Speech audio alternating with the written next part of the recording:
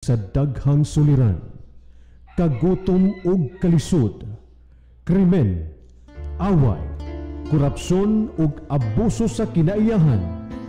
Samtang ang katawhan nahikatulog ug nagpakahilom, sila nahikalimtan sa mga namunuan. Pagkadaghan sa higmata nga nangan ug naumol ang damgo sa kabag-uhan. Milipang ang kahimatngon nga sila kinahanglan maghiusa, mobarog og motingog aron isinggit ang kalambuan. dili ka musulti ug unsay imong nakita Tingog sa iligan. ang saksi Tingog sa iligan. Uban ni Attorney Verb Kimco. Ang Tingog sa iligan. Tingog sa iligan. Mohari ang dautan kung dili mo tingog ang katawhan.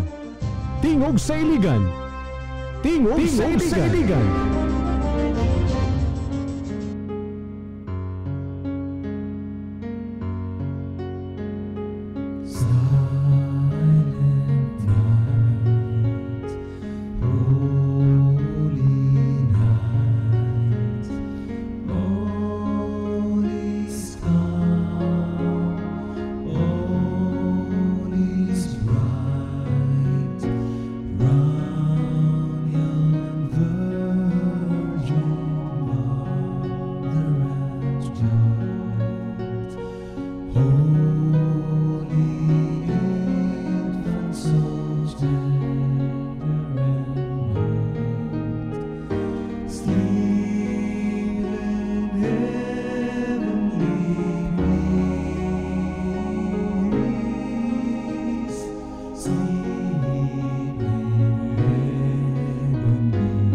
Ng pinsala ng Bagyong Sendong, nagdeklara na ng state of calamity ang lungsod ng Iligan. Sa mga larawang ito, kita ang hirap na pinagdaraanan ng mga taga-Iligan City dahil sa Bagyong Sendong. Hindi nila lubusang maisip kung paano babangon sa itinuturing na isa sa mga pinakamabagsik na bagyong humagupit sa bansa sa loob ng 12 taon.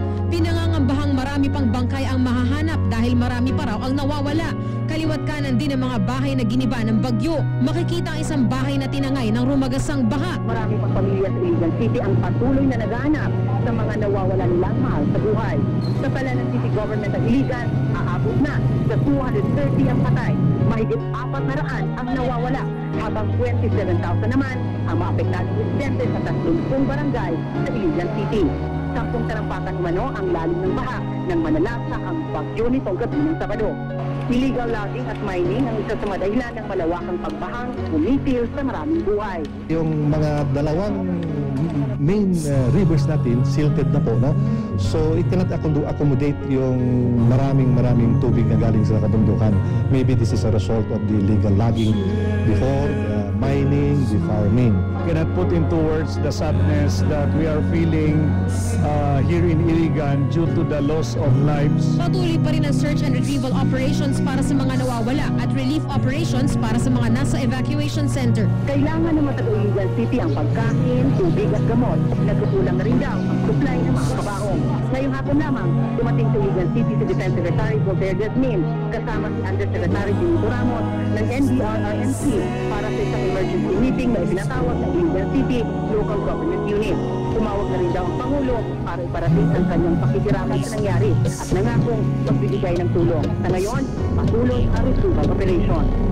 Rescue Team, GMA. iyahaning kalibutan balaan ng gasagikan sa kahitasan. Attorney, murag nakurat ko nakadungog na doon na di ay ipabarog o ipatindog na coal power plant diya sa Kiwalan, no? Usa kaning nasa Lafarge, no? Actually kung atong subayon ang mga dokumento sa atong simbahan, labi na social teachings on environment, ang atong simbahan is always opposed to anything na would destroy an hazardous environment. And I think this is in line also with the Mga kaliwatan nung saya tinudan sa tanang dili na ko masabtan nganong nga atong lokal nga sangguniang panglungsod sa Iligan ni aprobar sa pag-operate diri sa coal-fired power plant diri sa Iligan. Nga sa tibuok kalibutan, ang mga leader sa tibuok nasyon, pati ang mga siyentipiko, mga scientist, nagplano kung saan pagpaubos, pag-reduce sa carbon emission para matubag na to ang problema sa global warming o climate change. Pero dahil sa Iligan, nganong ni-approve ang atong sangguniang panglungsod. Awhago na ko ang mga katawan sa Iligan nga atong batukan ang pagtukod dining coal-fired power plant din sa Iligan. Kinahanglan ipadungog na to ang atong tingog sa katawhan para Kung dili mo tingog ang katawhan, tingog sa Iligan.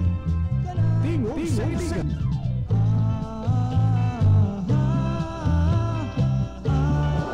Maayong adlaw kanatong tanan, Attorney Ber, maayong adlaw. Kanako personal og ang Iligan May Pag-asa ka pa movement. Siguro ato nang nakitaan kung unsa ang epekto ni ana sa atong environment. Labaw na nga naay gitawag nato nga balaod na Clean Air Act, no? Makita nato nga kana gina-neglect na kana sa uban nga mga kanasuran ang kining coal power plant. Kung makaayo pa na siguro ang mga advanced nga mga nation gipadayon ang tanan nila.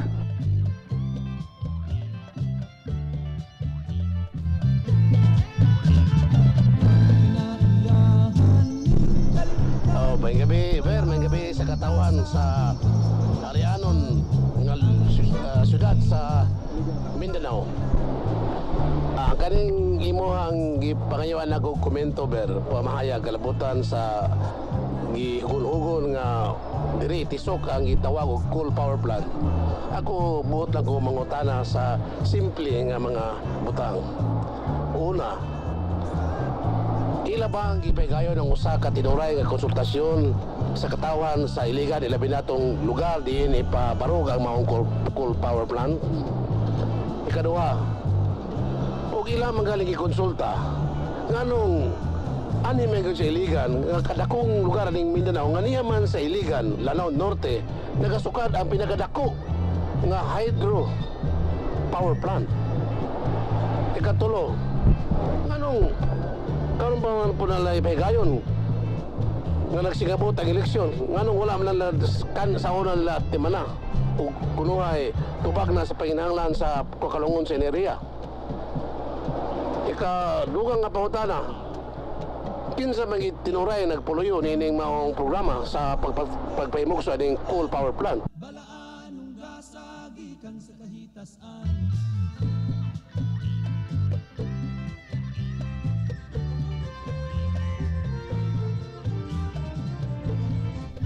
Mohari ang dautan, kung dili mo tingog ang katawhan.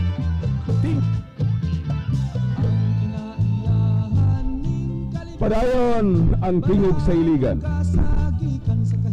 Maayong buntag ka na yung tanan, praise God. Niya pagyapon, dili mo undang pagtingog ang katawhan. Kaya ang tingog sa katawhan mo ang tingog sa Dios. Padayon na ito panalipdan ang kinaiyahan. Congratulations day sa tingog sa linamon. Ang katawan sa linamon may tingog na against an equally polluted pyrolysis tire plant niya itong public consultation. Biliban ako Believe ko sa katawan sa linamon. Unya ang ato pong yukbo sa mga opisyal sa linamon, no? Opisyal o katawan. Tungod kay naminaw sila o napadayag ang tingog sa katawan sa linamon. Supak sila sa pyrolysis tire plant. Kay grabing pollution ani mga ligid nga pagasunugon. Mauning ang update ni kumusta naman gayon? Unsa na may estado ani kay Bibo kay Facebook ani ba daghan lain-lain nga mga komentaryo dito aron marisolba kini. Good morning di ay sa atong mga higala diha Mayor Noel Dianio ug nga atong comparing Vice Mayor Randy Jimenez Macapel. Good morning, and of course sa tanang mga miyembro sa Sangguniang Bayan sa Linamon. Okay, sila kagawad Kanoy, kagawad Macapil, kagawad of course kagawad si Abundient, si Cheryl, si Rachel Abundiente, Rachel Pistolante Abundiente. Nga atong makuha ang pamahayag karon kumusta na pyrolysis power plant. Ito sa pasalamatan ng ating mga sponsors. Salamat kayo sa Crisca Garments. Thank you very much pinagi ni Engineer Semvic Fernandez Campilan sa paluyuning tulumanon. Salamat usab kaayo ni Mr. Cesar Padilla sa tapeless recording. Pinakakuyaw gini nga sponsor ko no. Ni Idla sayo kayong nangayo kuan 20 pesos. Pawitan sa nato ay sa kayot lang. Kantahon na to buntay paita ning atong paita sa atong mga Pasko na ra hapit, no? Nya daghan kay problema. 23 days before Christmas and 14 days before Sendong commemoration. Daghag preprahunon ang katawan sa Iligan ani. Again, ang atong pasinong awit. Himig Piglas, Cesar Padilla, Arnold Pakinggan, Abner Kagalawan, and the Himig Piglas. Giawit kini 1980s pa, no? Garbo sa Iligan ang maanindot matahog nga kinaiyahan. Apan ginahulga kini karon sa daghang mga dautan, coal power plant, ang pyrolysis okay na, murag na suspend. Paminawon din nato. Si salamat kayo sa Regs Beach Resort. Binagi ni Ronnie Bong Quiapo under new management. Thank you very much. Salamat kayo Regs Beach Resort ug sa Joseph's and John's Barbershop. Salamat kayo sa inyong mga pagwapo diha lang. Very conveniently located at the side of the St. Michael's Cathedral. Joseph's and John's Barbershop. Atong makauban day karon si the Honorable Councilor Richelle Pistolante Bundiante diha sa Linamon. Kalambigit sa update unsay nahitabo kay doon na may konsultasyon ato miaging Domingo sa katawhan sa Linamon nining murag ginaingon na equally pollutive tire plant nga gitukod o pagatukuron diha si gisupak sa katawhan sa Linamon ug unsay nahitabo ni atong konsultasyon. Good morning Councilor Abundiante. Good morning. Good morning. Hello. Che, good morning. Good morning, Attorney. Yes, good morning. May buntag diha ug may buntag yung tanan diha sa Linamon. Unsa man nahitabo ni atong konsultasyon? By the way, may mo bang tagaan ni background ang katawhan kay mura magug nabibo manggod ang mga grupo sa social media ani sa Facebook. What is the real score nga nung miabot ani nga punto nga nahimong kontrobersiya and then nahitabo ang konsultasyon? Unsa man gyud istorya ani, Councilor? Okay, so Attorney, mag-start siguro ta atong time when the Sangguniang Bayan of Linamon first took cognizance of the issue pinaagi sa General Welfare Clause no sa Local Government Code. So aduna kami mga reports nga nadungog that naalagi planta sa pyrolysis or kaning waste tire burning facility nga gitukod sa usa ka barangay sa munisipyo sa Linamon, specifically Barangay Puracan. So on June 13, 2014, ato niaging June 13, misulat ang atoang Vice Mayor sa opisina sa atong Menro, the Municipal Environment and Natural Resource Officer, o sa opisina sa atong Municipal Engineer asking for clarifications kung unsa katinuod nga adunay planta nga natuko dinha without the knowledge of the Sangguniang Bayan. So, after 3 days, June 16, ning reply ang atoang Menro. The Menro stated in her letter nga wala kuno kanay environmental compliance certificate ug ang building permit nga gilukat nila was only for a bodega or a warehouse. On June 17, the following day, mingtubagsab ang atoang municipal engineer and stated that the said plant violated the National Building Code of the Philippines under Section 212 nga nagpamulong nga unauthorized change, modification, or alteration during the construction in the duly submitted plans and specifications on which the building permit is based. So, sa ako nang gikastorya ganina, ang ilang gilukat was for a bodega, but ang ilang gitukod was a planta na gyud. Sa ato pa sa lakton pagkasulti na confirm nga nanay natukod nga factor atong panahon na it was confirmed really nga doon nay pagtukod nga nahimo ni atong maong tire plant. Yes, na confirm siya because at that stage also, nag-conduct naman og public consultation ang owner sa maong planta, but wala nakabalo ang the rest of Linamon because dito sila nag-hold og public consultation sa Puracan. Who, by the way, wala pa mga opisyal.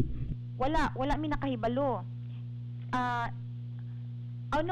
Atong sa katong public consultation nila, they informed di Sangguniang Bayan na, but nakabalo naman gud mi ato na nato siya gamay nga issue, gipangutanan na sila kung ngano nga planta di ay kana.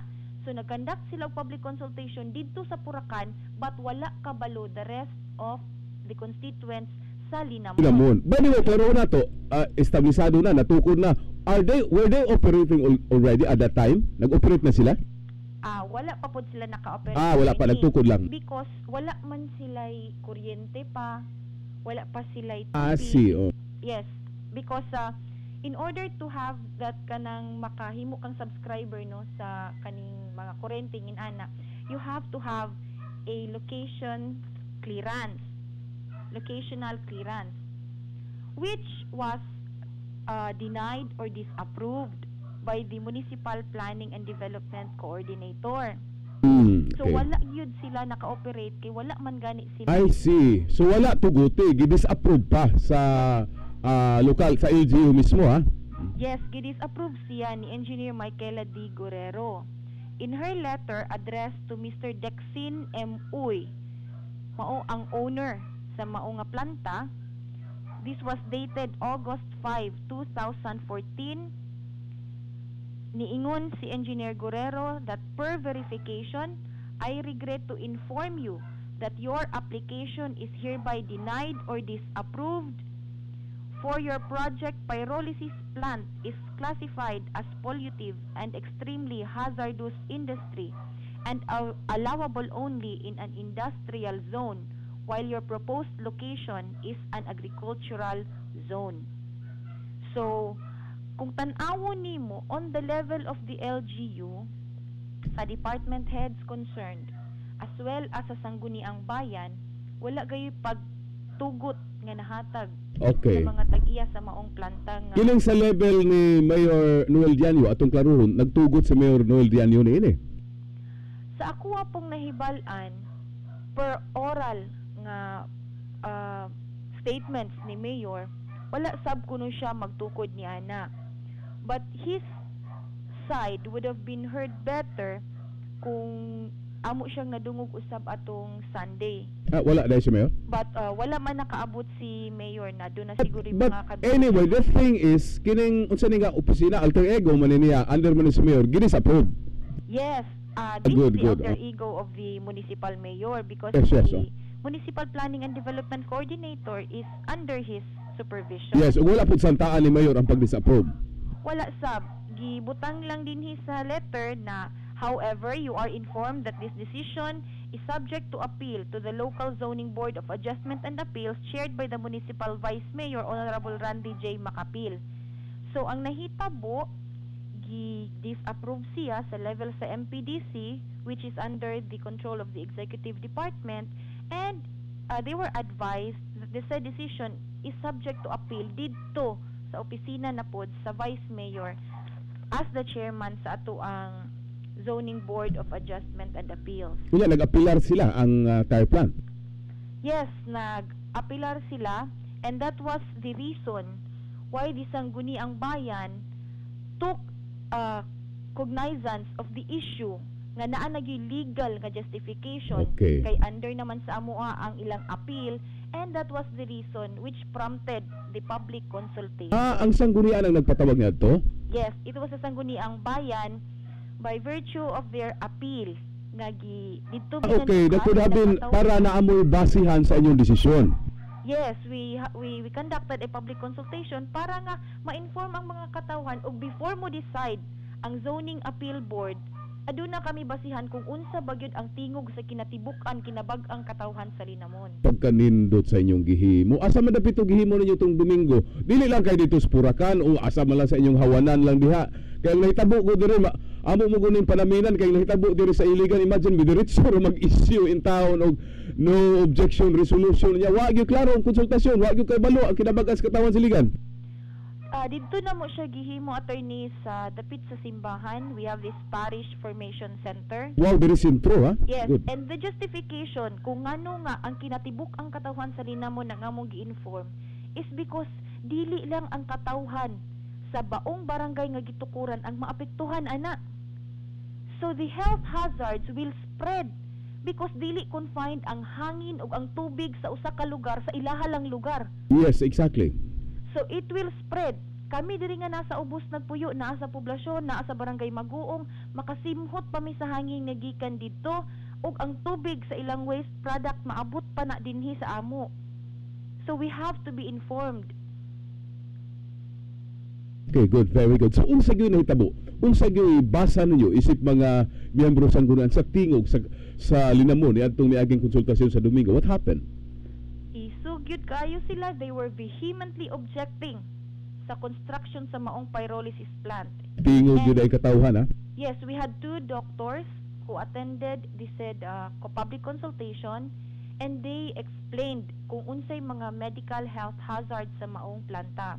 In fairness also sa owner sa DMG, we gave them the opportunity to present through PowerPoint kung unsay mga mechanics sa ilahang operations, kung unsay ilahang gi-install nga mga anti-pollutants, mga mitigating measures. But even then, wala gyud makumbinsir ang katawhan sa linamon. Yun sa man yung inform nga nakaadto mo gyud ang mga sektor, gyud sa nag kuan pod kini massive pod yung information for the consultation. Yes, it was a well-planned nga public consultation. Miskin pa man sa kagamay sa panahon, gipadalhan gid namo sila og mga sulat. Tagsa-tagsa ka departamento, including even the DAR and the DENR. Gipasulatan namo sila, informing them nga we need their presence sa public consultation para sa katinawan sa tanan. We also instructed the DMG pyrolysis owners nga kung pwede mag-present ka mo, sir, kung unsa ang mechanics sa inyong planta kay pasindi ay ug makumbinser pa ninyo ang katawhan sa linamon. But turned out nga wala gyud ang tingog gyud sa katawhan was kung tinuod nga dili makadaot kaning inyong planta nganong di man ninyo dito gitukod sa China. Tinuod. By the way, so unsa man gyud? What happened? No? Naminaw mo sa katawan ang ilang kuan maisugon kaayog init kaayong pagsupak sa maong tire plant diha sa linamon. Unsa man karon ang desisyon nga naabot ninyo og pag-abto ninyo o resolusyon nga paghimuon niyo sa Sangguniang Bayan? So gikandak man to ang public consultation last Sunday. So gahapon, sir, Monday, we had our regular session. And during that regular session, gischedule na sa ato ang chairperson in the person of Vice Mayor Randy Macapil ang ato ang final nga committee hearing sa tanan nga mga miyembro sa Committee on Environment and Committee on Laws and Good Governance sa Sangguniang Bayan, nga ang chairpersons ni ana si Honorable Baclaan and si Honorable Macapil karong Huwebes. So we will have our final nga committee hearing para nga mahimo na namo ang amuang committee report for submission na dayon sa mga katawan sa linamon ug sa owner sa DMG. And that committee report will be based on that the result of that consultation. Yes, it will be based on the results sa ato nga public consultation kay nagkuha kami og minutes niadto ug amo usab nga gitipok tanan ang mga pangutana sa katawan, apil na ang tubag sa mga tag-iya. Ang among saludo ninyo diha, no, sa tanang mga opisyalis sa linamon. Labaw na sa katawhan nga mitingog yun. Sus Ginoo, sinag yung kaimi dinyo. Pag ingani pa lang unta ang atong mga opisyal sa Iligan, dili gyud ta mahasol ang katawhan ba? Karon imagine nahitabo kining diretso nilang desisyon through the issuance of the resolution nga wa gay konsultasyon, wa gay nagsupak ang kiwalan unya pagkakaron na abot lang. But anyway, panaminan unta ni kining nahitabo diha. Anyway, dunay mga kontrobersiya nga nanghitabo, dunay mga lain-lain nga mga panghuna-una. That was already part sa pag-umol sa usa ka public opinion nga misangput ni adtong maong pagtingog sa katawhan diha sa linamon ni adtong miaging Domingo. Councilor Abundiante, salamat kaayo gyud sa mga impormasyon nahatag. Thank you very much. Bisig napakay mensahes katawhan diha. Ikaw man gyud natawagan, mga amigo mo gyud nato tanang mga opisyal diha, ikaw man gyud na reach out gyud nako diretso. So for and in behalf of the LGU tingali na lang, no, at least madungog mapadayag ninyo ang inyong gustong ipadayag karon sa katawhan. Yes. So sa katawhan sa Linamon, in behalf sa akong mga kauban sa Sangguniang Bayan, nagpasalamat kami og dako sa inyong pagpakabana sa atong lungsod. Nagpasalamat kami nga bisan pa man sa sugod, murag naapil kami, murag lain ang invitations nga nahatag sa amo. Natagaan kami ninyo sa opportunity nga i-clear out tanan butang-butang, nga i-clear out kung unsa manggaling ang mga pangutana sa inyong hunahuna. Ug mapasalamatan ako labi na gayud sa mga tawo nga naghatag og higayon atong Sunday sa pagtambong sa public consultation. Ug manghinaot ko nga kita mag-uban kanunay sa pagprotektar sa atong lungsod kay wala nay laing linamon, ato kining palambuon, ato kining mahalon. Daghang salamat. Salamat kayo live. Nag-auban na ito Councilor Ritual Abundiente diha sa munisipyo sa Linamon.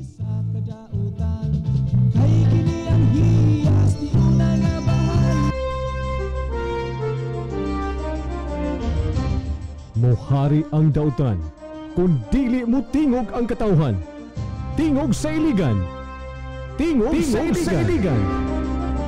Litingog ang katawan sa Linamon ug napakgang, nababagan ug di na madayon ang pyrolysis tire plant. Ingon ni ato kakakusog ang tingog sa katawan sa iligan. Ug ingon ni anak kakabukas ang atong namunuan nga maminaw nining maong tingog batok sa coal power plant sa iligan.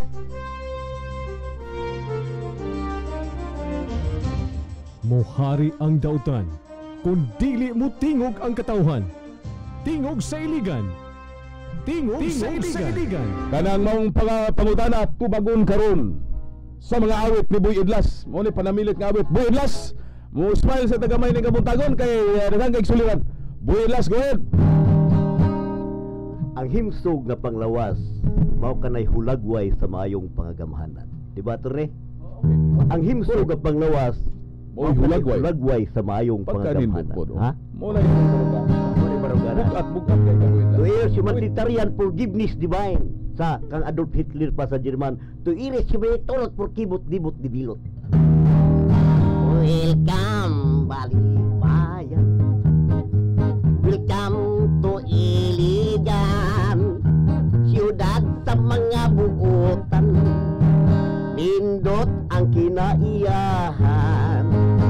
We wish you and happy come in sa siyudad sa Iligan. Iligan, city of waterfalls and the home of a noble man. Welcome to Iligan. Welcome on Balikbayan, siyudad sa mga buotan. Pindot ang kinaiyahan. We wish you and happy come in sa siyudad sa Iligan. Iligan, city of waterfalls and the home of a noble man. If you want to go around si MRF, daghang ripo at panwalay mga tubig. Tuloy po kayo sa amin. Welcome Balikbayan. Welcome to Iligan, siyudad sa mga buotan. Pindot ang kinaiyahan. We wish you and happy come in sa siyudad sa Iligan. Iligan, city of waterfalls and the home of a noble man. If you want to go around si MRF, daghang ritmo at panwalay mga tubig. At tuloy po kayo sa amin. Welcome. Boy Idlas. Mga tawa sa taniling kabuntagon. Ayo, dili ang tubig ang katawhan. Mitingog pong bagong silang. Why tubig in taon ang bagong silang? Why tubig? Pila na ka simana asa namang higantin pa tubig.